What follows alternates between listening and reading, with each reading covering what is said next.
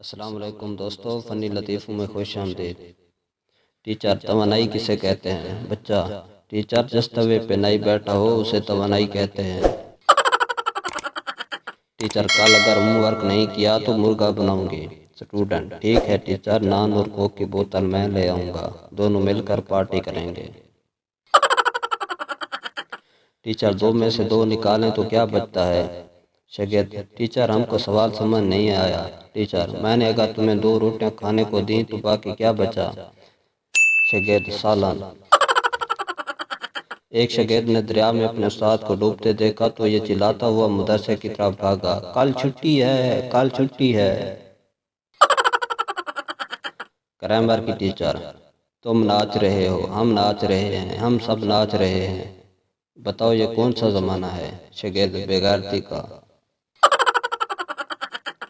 Teacher, कल school क्यों नहीं आए थे? स्टूडेंट, बीमार था। टीचर, कल दवाइयों वाली पर्ची लाना। स्टूडेंट, मैंने दम करवाया था। टीचर स्टूडेंट से, क्लास में शोर कौन कर रहा था? स्टूडेंट, मुझे क्या पता, मैं तो अपनी बातों में लगा था। उस्ताद, जो लोग सुन नहीं सकते इन्हें अंग्रेजी में क्या कहते हैं? शागिर्द, जो मर्जी कह लें, वो कौन सा सुन सकते हैं?